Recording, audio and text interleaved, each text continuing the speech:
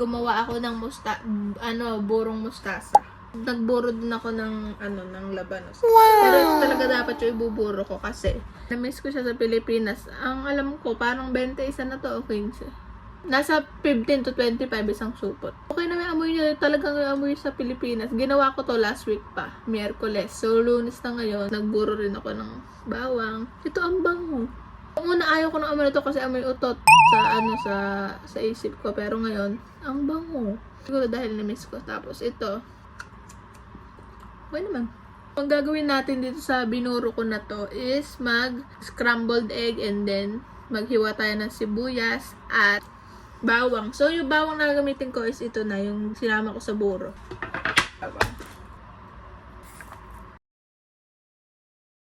Pero hindi sunod is bawang. Nga pala guys, ginawa ko yung buro ng mustasa. Gamit lang yung naghugasan ng bigas. Pero yung pangalawang unap na kasi syempre yung una marumi. I haven't called because He's in the school. he's in the school pala.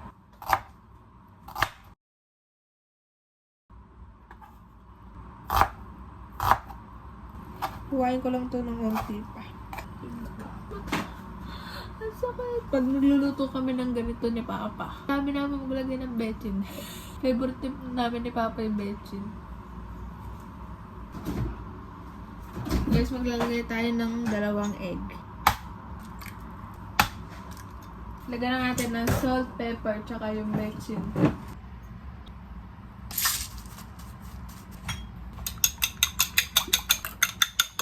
So, ito guys, meron tayong itlog, bawang sibuyas, at yung main ingredients natin, which is yung binuro kong mustasa. I'm so proud! Magpapainit tayo ng kawali.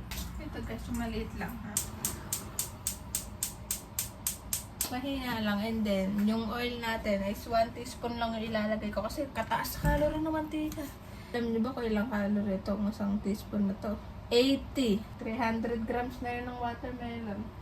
So, lagyan na natin yung mantika. Unahin ko yung sibuyas kasi pag doon nilalagay yung sibuyas daw, mas matamis daw siya, sabi nga. Ko alam, totoo ba yan? At saka yung kasi yung bawang mabilis kasi masunog kaya ihuli natin yung bawang. Pag naghiwa-hiwalay na yung sibuyas, okay na yun. Pag nagganto na siya, okay na siya sa akin. Okay, sunod nyo na yung bawang. Tapos kapag ganto na siya guys, so yung hiwa-hiwalay, pwede nyo na ilagay yung mustasa. Ano lang, halu-haluin lang natin para medyo maluto rin yung gulay. Konti lang, kaya ito na lang ang gagamitin ko. Tada! Guys, yung kanin ko lang mina-microwave ko kasi ayaw natin mina-microwave ko yung pagkain ni Ellie. And guys, okay na ang ating mustasa. Okay na rin guys yung kanin. Ito na yung ito na guys yung niluto natin. It's good. Ito na guys. Ngayon guys, gagawa tayo ng ensalada. Ewan ko ate, ba't ang tawag niya dito, ito kinilaw. Eh, di ba ang kinilaw may yung parang may karning niluto sa sopa. Kamatis, yung sibuyas. Pagsasama-samahin na natin. Yan, sibuyas. Cheese, okay. Good. Lalagyan natin siya ng asin at saka pepper. Haluin lang natin siya guys. Meron na tayong ensalada. Let's eat. Ito na yung pagkain natin. And ngayon, ano na bang oras? 4:30 na. Manggagayak tayo ng snack naman. Hooray! Kahapon, di ko na nabidyo snack namin. Si Elis kasi. Nagpatagtag ng Gabriela. May iyak pag na-post.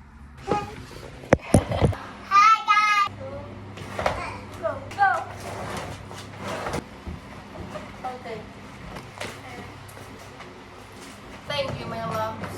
What will you say when someone says thank you? You're welcome. I love you.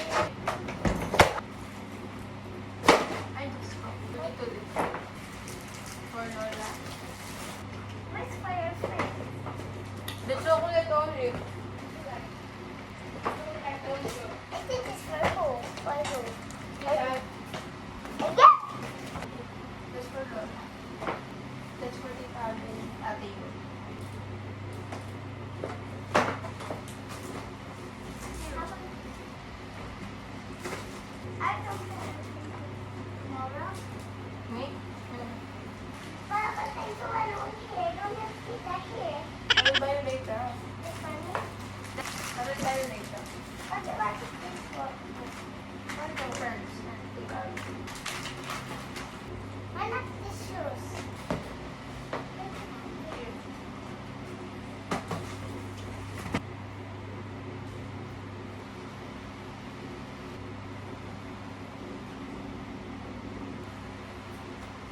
Pakikita ko sa inyo ginawa kong tada!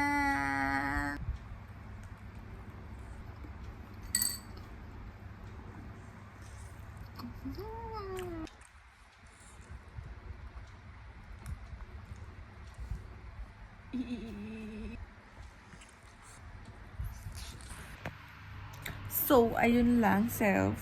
Hanggang dun lang yung vlog ko. Actually, dapat idudugtong ko yung yung tinikman ko yung mga expired na chocolate. Pero panoorin nyo na lang ng hiwalay na video. So, dapat may kaduktong tong video pa. Kaso nga lang, ihiwalay ko na lang kasi 3 chocolate yung titikman ko, which is gagawin ko ng 3 araw. Siguro sa Friday ko siya i-upload.